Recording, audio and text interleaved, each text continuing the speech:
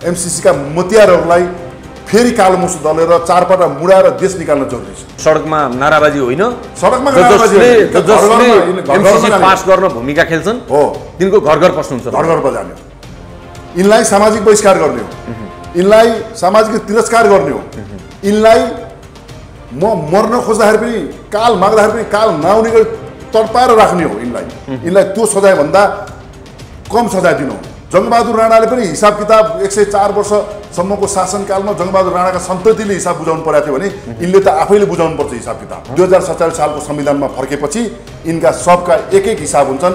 मुस्ताङ गाडी चढेर घुस खाएर 15% ट्याक्स तिरेपछि जहाँबाट लिएर आएको पैसा पनि कालो धनलाई पनि सेतो धन बनाउने बाबुराम भट्टराई र अनि तपाईँको चुडामणि शर्मा जस्ता मान्छेहरूलाई उम्काउनका निम्ति आयोग गठन गर्ने रामशरण मत जस्ताको सबैको हिसाब किताब हुन्छ। भारतमा इस्ट इन्डिया कम्पनी जसरी भित्र छिर्यो त्यसरी नै एमसीसीको नाममा अमेरिका भित्र छिर्न खोज्दैछ। देश सङ्कटमा पर्दै गर्दा देश नै नरहने अवस्था आइसक्दा राजा खोपीमा बसिरहने नबोल्ने अनि जनता आएनन् भनेर मात्रै हुन्छ।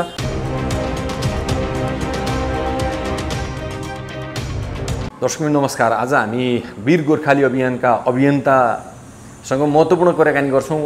देशमा एमसीसी लागू हुनै लागेको अवस्था र देशको अस्मिता लुटिन लाग्दा वीर गोर्खाली किन चुपचाप छ, किन मौन छ, किन बोलिराखेको छैन, किन सडक तताइराखेको छैन। यहाँलाई स्वागत छ बस्नु सर। नमस्कार, धन्यवाद। एमसीसीको उपाध्यक्ष आज नेपाल भ्रमणमा आउँदै हुनुहुन्छ। वीर गोर्खाली अभियान मौन छ। मौन बस्नु भनेको उहाँको भ्रमणलाई समर्थन गर्नु, स्वीकार गर्नु हो। तपाईँहरू स्वीकार गर्दै हुनुहुन्छ एमसीसी उपाध्यक्षको नेपाल भ्रमणलाई कि के किन बोल्नु? यस्तो छ, पहिलो कुरा त वीर गोर्खाली के हो भन्ने कुरा यहाँलाई निवेदन गरौँ। वीर गोर्खाली भनेको त्यति बेला यसको परिचय बनेको हो जति बेला इस्ट इन्डिया कम्पनीको नाममा भारतमा जुन राज्य गरेको थियो, राजकाज चलाएको थियो अथवा शोषण गरेको थियो, त्यति बेला अङ्ग्रेजहरूलाई क्याप्टेन किनलक जो तपाईँको नालापानीको किल्लामा बलभद्र कुँवर लगायत 6 महिनाको बच्चा समेत सुत्केरीले पिठ्युमा बोकेर लडाइँ लडेर हराइसके पछाडि बनेको नाम हो, चिनिएको नाम हो वीर गोर्खाली आफैमा। त्यसो हुँदाखेरि कोही विदेशीहरूले नेपाली आमालाई गिद्धे नजरले हेर्छन् भने वीर गोर्खाली चुप लागेर बस्न सक्दैन र चुप लागेर बस्दैन। अहिले चुप लागेर बसिरहेको छ तपाईँहरू। यो परिचयले नै थाहा पाउनुपर्छ होइन। रह्यो कुरा के भन्दाखेरि मिडियामा आएर बोल्दैमा वा तपाईँको बाटोमा हिँड्दैमा त्यसको विरोध गरेको हुँदैन। हामीले यो अवस्था कति बेला किन सिर्जना भयो अथवा आज उपाध्यक्ष आउने किन भइन् वा यहाँ त्यत्रो हिम्मत कसरी गर्यो अङ्ग्रेजहरूले भन्ने विषयमा चाहिँ हामीले विभिन्न चरणबद्ध ढङ्गले आन्दोलन गरेका छौँ। मेन चाहिँ रोगको मेन ज्वरो के हो त, वास्तवमा रोग किन लाग्यो अथवा मलाई ज्वरो किन आयो भन्ने कुरा पत्ता लगाउने हो। त्यो ज्वरो किन आयो भन्नुहुन्छ भन्दा कथित जनआन्दोलनको जनयुद्धको नाममा गरिएका जति पनि क्रियाकलापहरू छन्, 62-63 सालको कथित जनआन्दोलन र 52 सालबाट सुरु गरिएको कथित जनयुद्धले जुन 2072 सालमा संविधानको नाममा जुन बाइबलको जन्म दियो, त्यसले गर्दा यो अवस्था सिर्जना भयो। किन भन्नुहुन्छ भन्दा 62-63 सालको कथित जनआन्दोलन सफल भइसके पछाडि इटालीको रोममा बस्ने पोपले यहाँका परिवर्तनकारी हुन् भन्नेहरू अथवा त्यसको नेतृत्व गर्नेहरूलाई धर्मनिरपेक्ष मुलुकलाई धर्मनिरपेक्ष संहिता र गणतन्त्रमा लिएर गएपछि शुभकामना दिएको कुरा, बधाई दिएको कुरा चाहिँ हामीले बिर्सनुहुन्न। त्यसो हुँदा एमसीसी भनेको एकदमै राष्ट्रघाती छ, त्यो कुरामा दुई मत छैन। तर यो राष्ट्रघाती कदम किन भयो त? किन राष्ट्रघाती कदमले ठाउँ पायो त, किन प्रश्रय पायो त भन्दा तत्कालीन समयमा जति बेला वर्ल्ड विकास ब्याङ्कमा अथवा विश्व विकास ब्याङ्कमा जागिर गर्ने रामशरण महत जस्ता मान्छेहरू जसले 34वटा जो अर्थमन्त्री हुँदा 34वटा राष्ट्रिय उद्योग धन्दाहरू धाराशायी भए, जसको समयमा मुलुक दिनानुदिन गरिब हुँदै गयो र युवाहरू बेरोजगार बन्दै गएर युवाहरू बेरोजगार भएपछि विदेशी क्रम सुरु भयो र युवाहरू विदेशी क्रम भइसके पछाडि घरमा भएका बाउआमा र बालबच्चा अथवा श्रीमती जहानहरूको असुरक्षा भइसकेपछि जुन सामाजिक असुरक्षा बढाएर जुन मुलुकमा एउटा भनौँ न द्वेष फैलाउने जुन काम गरियो त्यसको कारणले गर्दाखेरि यो एमसीसी ल्याउने अथवा एमसीसीका उपाध्यक्ष आउने हिम्मत गरेका हौँ। त्यसो त जबसम्म हामीले हाम्रो मुलुकभित्रै रहेका अनि आउन दिने त वीर गोर्खाली जीवित रहेकै अवस्थामा विदेशीको थिचोमिचो सुन्ने हामी देख्ने विदेशीको थिचोमिचो सिधै त आएको होइन। के कारणले आयो त विदेशीको थिचोमिचो भन्दाखेरि रामशरण महत जस्ता मान्छेहरू तत्कालीन समयको जुन नालापानी किल्लामा जुन लडाइँ लड्न अङ्ग्रेज आफै आएको क्याप्टेन किनलक, अब अहिले चाहिँ त्यसको क्याप्टेन चाहिँ रामशरण महत जस्ता, गगन थापा जस्ता, रामकुमारी झाँक्री जस्ता मान्छेहरू यसका क्याप्टेन हुन् र जो यसका पछाडि लाएर मौन बसिरहेछन् कार्यकर्ताको रूपमा जो पछि पछि हिँडिरहेछन् ती मान्छेहरू सिपाहीहरू। त्यो सिपाही र ती क्याप्टेनहरूलाई जबसम्म हामीले परास्त गर्न सक्दैनौँ तबसम्म एमसीसीको जुन मुख्य योजनाकार अथवा अमेरिकालाई परास्त गर्न सक्ने हैसियत हामीसँग बन्दैन। होइन, एमसीसी त क्याप्टेन र लडाकुसँग कहाँ सम्बन्धित छ र? यो त चिफहरूसँग सम्बन्धित छ नि। हो, मैले यहाँलाई निवेदन गर्न खोजेकै त्यही हो। जस्तो तपाईँको सामान्य एउटा चेस खेल्ने क्रममा अगाडिको सिपाही ऊँट हात्ती नसकाउन्जेलसम्म तपाईँले राजासम्म पुग्न सक्नुहुन्न, मन्त्रीसम्म पुग्न सक्नुहुन्न। त्यस्तै हामीले जबसम्म यी क्याप्टेन हौँ भन्नेहरू र ती क्याप्टेनका पछाडि कार्यकर्ताको रूपमा आफ्नो पार्टीको क्याडेटका रूपमा कार्यकर्ताको रूपमा सिपाहीको रूपमा काम गर्ने मान्छेहरूलाई जबसम्म हामीले परास्त गर्दैनौँ, उनीहरूको पहिचान गर्दैनौँ तबसम्म यो दुःख आइरहेको छ। यो एमसीसी मात्रै होइन, एमसीसी भन्दा फरक भिन्न ढङ्गले फेरि अर्को नाममा पनि आउन सक्छ होइन। त्यसो हुँदा हामीले के गर्न जरुरी छ भने अब एमसीसीलाई त परास्त गर्नुपर्छ नै, एमसीसी त लागू हुन्न नै होइन। यदि एमसीसीका पक्ष पोषण गर्ने मान्छेहरूले यदि एमसीसी लागू गरेर एमसीसीको पक्ष पोषण गर्ने मान्छेहरूको हामी नेपाली जनताहरूलाई वीर गोर्खाहरूलाई सबैलाई थाहा छ कि को कहाँ बस्छ, को कति पानीमा छ भन्ने कुरा। ठिक छ, एमसीसीको उपाध्यक्ष त यहाँ जबरजस्ती गराउलिन्, फर्केर जालिन्। ती क्याप्टेन र सिपाहीहरू त फेरि यही मुलुकमा बस्न पर्ला नि। त्यति बेला वीर गोर्खाले चाहिँ हातमा दही जमाएर चाहिँ बस्दैन।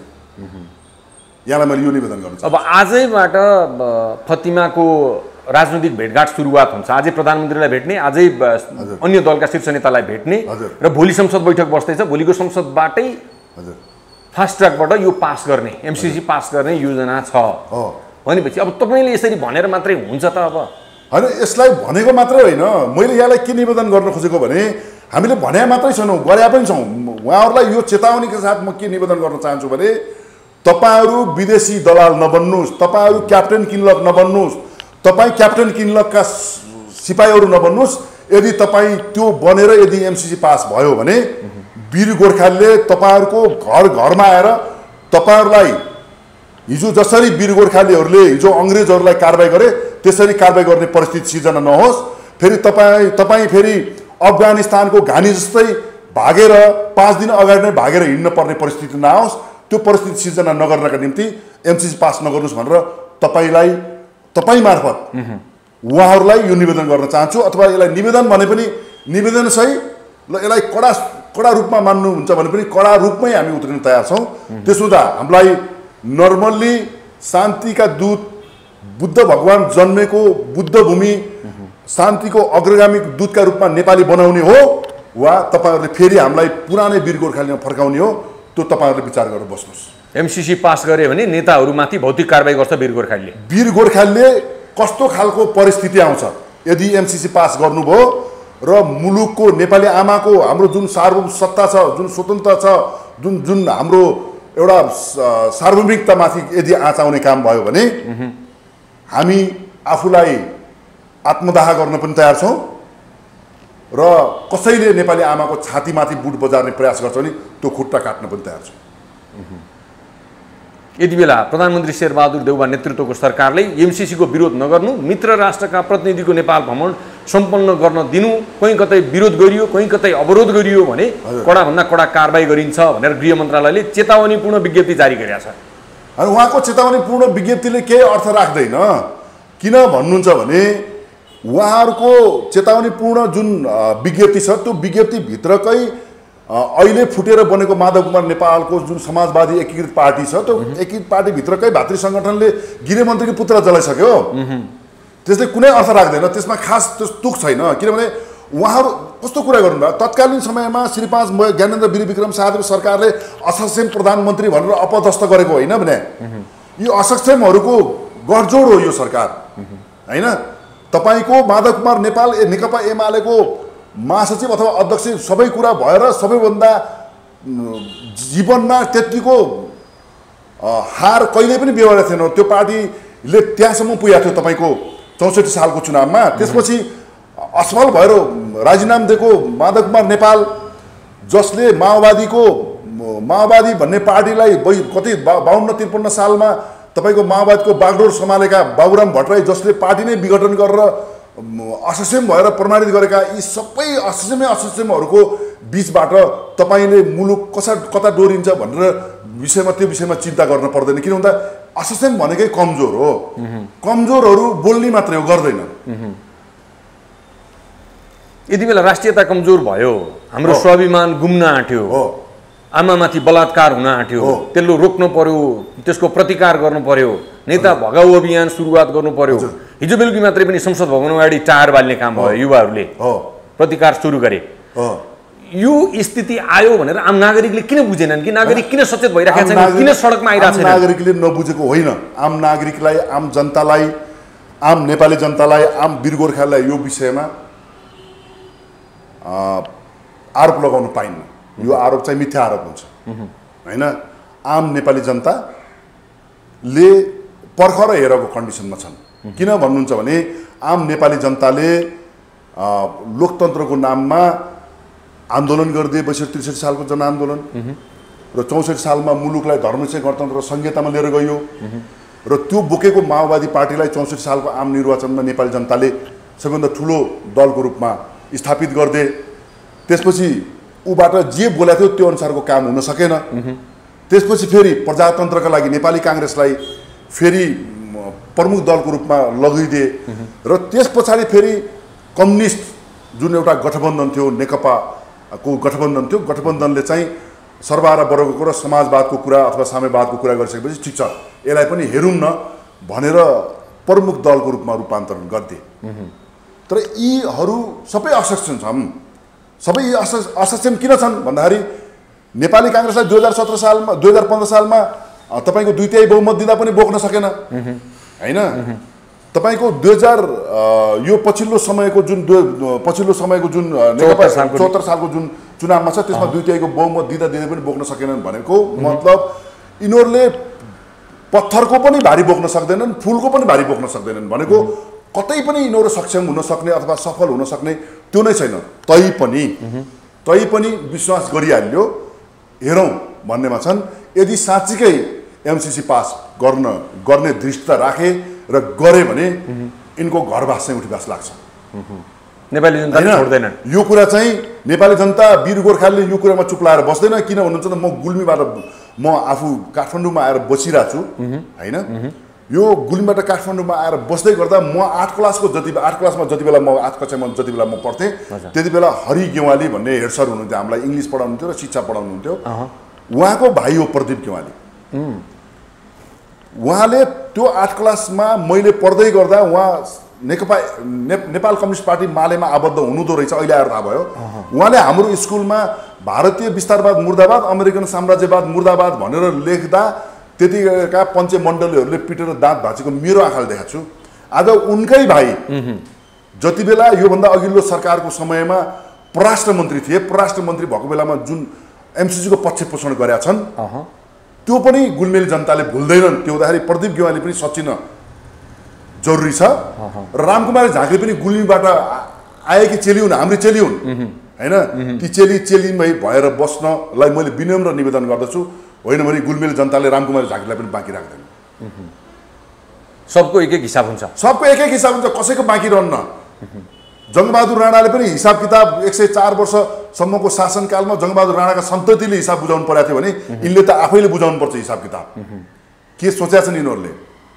यिनीहरूले जुन गणतन्त्र धर्मनिरपेक्ष र संघीयताको वकालत गरेर जुन सत्तासीन भएका छन् त्यसको विरुद्धमा हामी नेपाली जनता वीर गोर्खालीहरू सडकमा छौँ र हामी एक दिन त्यो वीर गोर्खालीले त्यो एउटा शिखर चुम्नेछ जति बेला अनेकता बीचको एकतालाई भाँडेर संघीयतामा मुलुक लगियो नेपाली जनतालाई एकरूप गर्ने जुन नेपाली भाषामाथि र नेपाली राष्ट्रिय झण्डा पोसाकमाथि राष्ट्रिय जनावरमाथि जुन खालको प्रहार गरियो र जुन नेपाली जनताले जुन हिजो वीर गोर्खालीहरूले वैदिक मूल्य र मान्यतालाई आत्मसात गरेर राजा र प्रजा मिलेर निर्माण गरेको मुलुकलाई गणतन्त्रमा लगियो त्यो सबै हटाएर जुन दिन यो मुलुक वैदिक सनातन हिन्दू धर्मावलम्बीहरूको देश बन्छ राजा सहितको प्रजातन्त्र अथवा 2047 सालको संविधानमा फर्किनुको विकल्प छैन 2047 सालको संविधानमा फर्केपछि यिनका सबका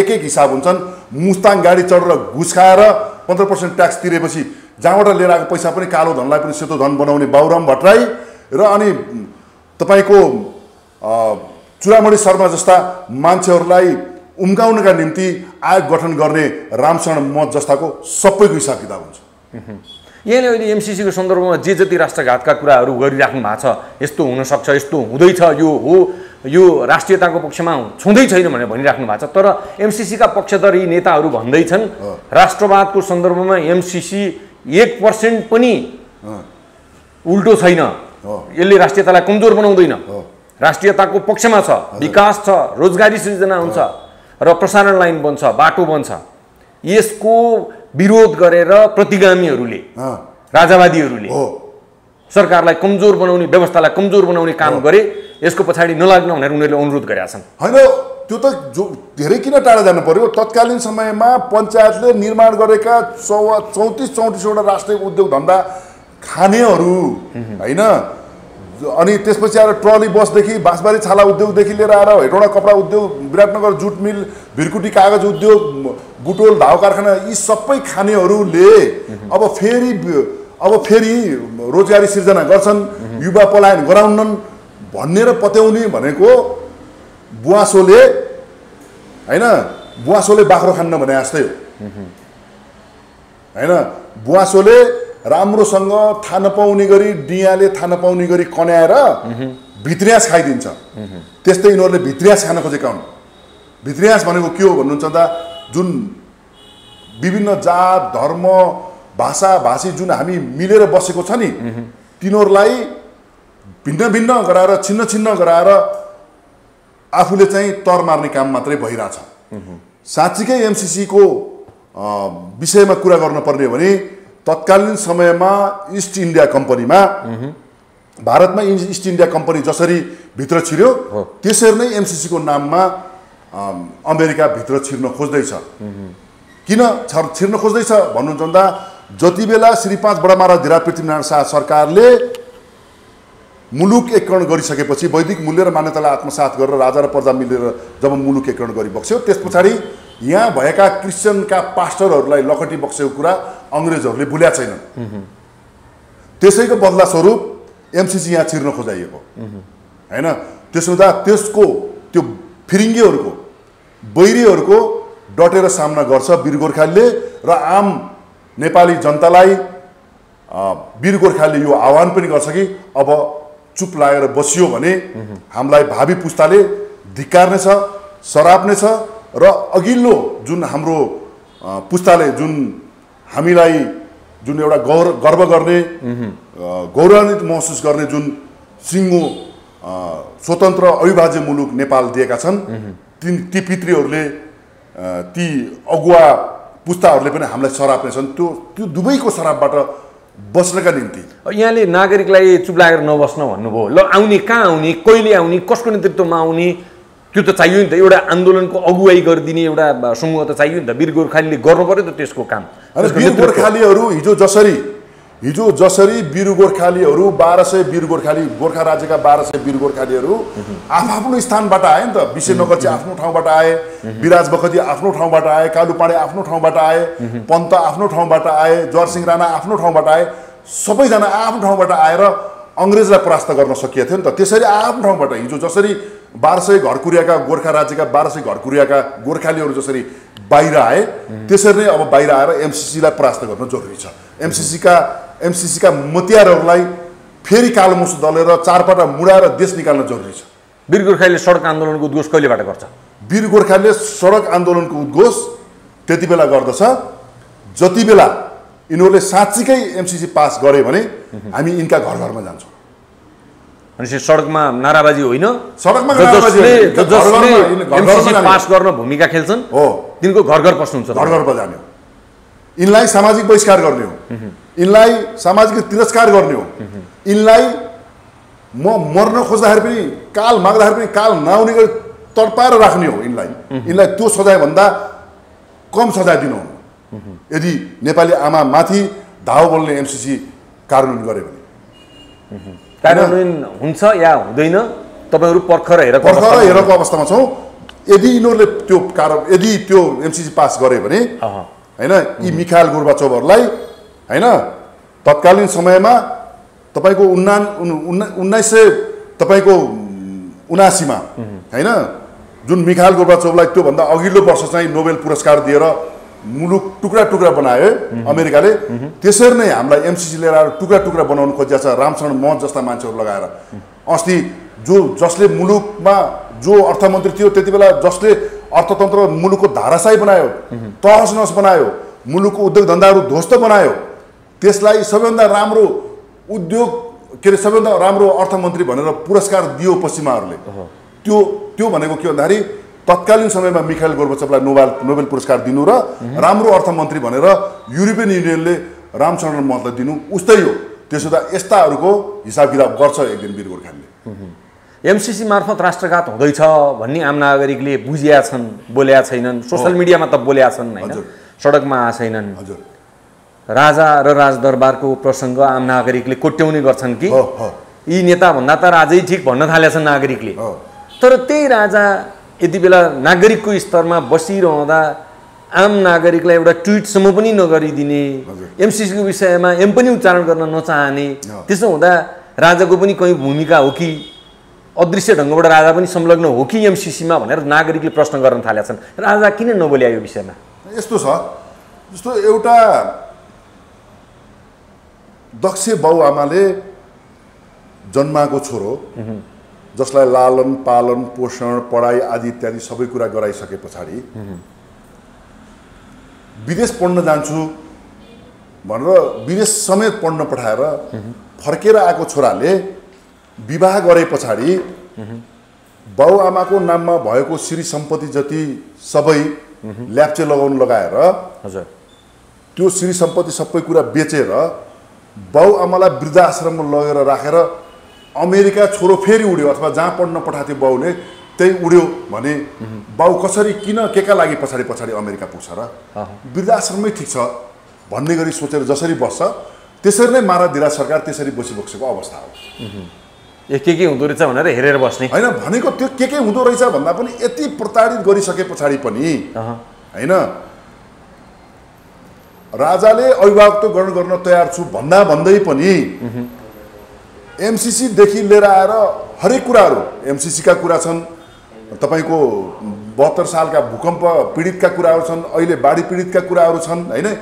कुनै पनि एङ्गलबाट कुनै पनि कोणबाट नेपाली जनता सुख शान्ति चैनले बस्न नपाउँदा पनि आफूले आफ्नो अभिभावक खोज्दैनन् भने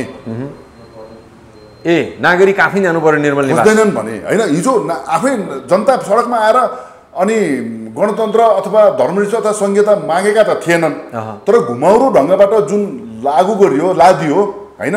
अब फेरि त्यसलाई पुनर्स्थापित गर्नु त फेरि त्यही जनता आउनु परेन भनेको मतलब जुन आगोले पोल्यो त्यही आगोले सेकेपछि नै छिटो निको हुन्छ होइन। जनता त आउला नि, तर देश सङ्कटमा पर्दै गर्दा देश नै नरहने अवस्था आइसक्दा राजा खोपीमा बसिरहने नबोल्ने अनि जनता आएनन् भनेर मात्रै हुन्छ?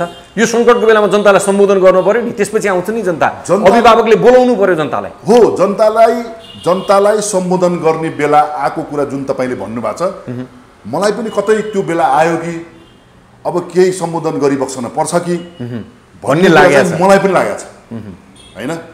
त्यो उहाँको तजबिजको कुरा हो, तर मलाई पनि म एउटा तपाईँ जस्तै एउटा नेपाली जनता नेपाली प्रजा अथवा वीर गोर्खाली भएको नाताको हिसाबले हिजो श्री 5 बडामारा धिराज पृथ्वीनारायण शाहले पनि बैरी र फिरिङ्गीहरूले मुलुकमाथि धावा बोल्न थालेपछि गोर्खा राज्यबाट एकीकरण सुरु गरिसके हो उहाँकै अगुवाईमा। पछिल्लो समय आएर 2007 सालदेखि 2017 सालसम्मको परिस्थिति पनि योभन्दा अझै जटिल परिस्थिति थियो। राष्ट्रियताको सवालमा भारतका केही मान्छेहरू प्रतिनिधि राखेर मन्त्रीमण्डलको निर्णय गरिन्थ्यो। त्रिभुवन सरकारको त स्वकीय सचिव नै भारतबाट पठाइएको थियो। यी सबै कुरा देखिसके पछाडि राजा महेन्द्रले सबै कुरालाई खतरा मोलेर मुलुकका निम्ति भन्ने हिसाबले अगुवाई गरिबक्सेर पञ्चायत लागू गरिबक्सेको थियो हैन, जसले 30 वर्षको शासनकालमा पूर्व पश्चिम राजमार्गदेखि लिएर राष्ट्रिय उद्योग धन्दाहरू हैन, अनि त्यसपछि आएर भनौँ न सबल र सक्षम मुलुक निर्माण गरेको थियो। अब कतै त्यो बेला आएको श्री 5 महाराज धिराज ज्ञानेन्द्र वीर विक्रम शाहदेव सरकारले पनि अब चुप लागेर राज गरिरहि बस्दा त्यति शोभनीय हुन्न कि भन्ने चाहिँ मलाई पनि छ अन्तर्कुन्तर मनमा। तर त्यसको लागि हामीले पनि वातावरण बनाइदिनु पर्छ। त्यो वीर गोर्खाली त्यो वातावरण आम नागरिकको यो भावनालाई राजाले बुझ्नु पर्यो हैन, नबुझेको होइन। अब चाहिँ हुकुम हुनु पर्यो, बोली बक्सनु पर्यो हो हैन। नबुझी बक्सन त कुरै छैन हैन। मेरो कुरा मेरो बुवाले नबुझ्ने, मेरो कुरा मेरो मुवाले नबुझ्ने भन्ने हुन्न। त्यसरी नै नेपाली जनताको कुरा राजा रानीले नबुझ्ने भन्ने चाहिँ हुन्न। बुझेर पनि नबोल्ने वातावरण बन्दासम्म, जस्तो हजुरको छोराको बिहे गर्न सक्ने तारतम्यता मिल्या छैन, तर उमेर छोराको बिहा गर्ने भयो भन्दैमा तेरो बिहा गर्ने बेला भयो केटी खोजेर लिएर आइज भन्न जसरी बुवाले मिल्दैन, सबै तारतम्य मिलाएर अनि त्यसपछि आएर एउटा लमी खोजेर ल न हाम्रो घरलाई मिल्ने खालको एउटा बुहारी खोजिदिनु पर्यो भनेपछि र पछि न जन्त जानियो सम्धि बन्ने गरी। त्यसरी नै महाराज धिराज सरकारले त्यो सबै कुरा तारतम्य नमिलेको भएर नबोली बक्सेको पनि हुनसक्छ हैन। तर अब म पनि एज एउटा नेपाली जनता, नेपाली प्रजा भएको वीर गोर्खालीको नाताले मैले पनि अब त्यो निवेदन अथवा त्यो बिन्ती गर्नै पर्छ कि अब भयो कि बेला बोल्ने भनेर म यहाँहरूको मिडिया मार्फत म पनि यो कुरा बोल्न चाहन्छु, यो कुरा बिन्ती गर्न चाहन्छु। अवश्य पनि देश रहे नेपाली रहने हो, देशै नरहे हाम्रो पहिचानै रहेन, हाम्रो अस्तित्व नै रहेन।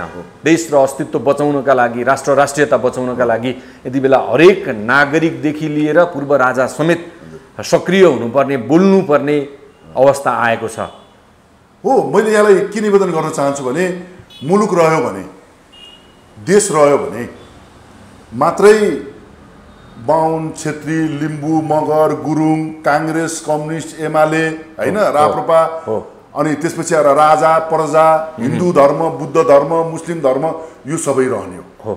त्यसो त कहीँ कतै हैन त्यस्तो नहोस्। पशुपतिनाथको कृपा हामीमाथि जहिले पनि छ, सधैँ रहिरहोस्। बैरीहरू फिरिङ्गीहरूको तागत जहिले पनि कमजोर बनाएर पठाइएकै छ दैवी शक्ति र गोर्खालीको शक्तिले, त्यस्तो नहोस्। तर एमसिसी कारणले कतै त्यो हुन सक्ने सम्भावनाहरू बढेर गएको हुँदा अब फेरि राजा प्रजा एक ठाउँमा आएर फेरि वीर गोर्खालीको जुन हिजोको जुन पहिचान छ, जुन परिचय छ, हिटलरलाई थर्काउने, तर्साउने, थरथर काँप्ने बनाउने जुन परिचय छ, त्यो परिचय फेरि दिन पर्ने आवश्यकता हुनसक्छ। त्यसको लागि श्री 5 महाराज धिराज ज्ञानेन्द्र वीर विक्रम शाहदेव सरकारले त्यो नेतृत्व गर्नका लागि तयार भइबक्सनुपर्छ र हामी सबै नेपाली अब एकपटक फेरि यदि एमसिसी पास हुने भयो भने वीर गोर्खाली बन्न जरुरी छ। अवश्य पनि यो महत्त्वपूर्ण कुराकानीको लागि समय दिनुभयो, हामी आभार व्यक्त गर्छौँ। हस्, धन्यवाद। मलाई पनि यो कुरा राख्ने मौका दिनुभयो। आम वीर गोर्खालीहरूमा वीर गोर्खालीकै कुरा पुर्याउने जुन एउटा पुल बनिदिनु भयो, यहाँलाई पनि धन्यवाद।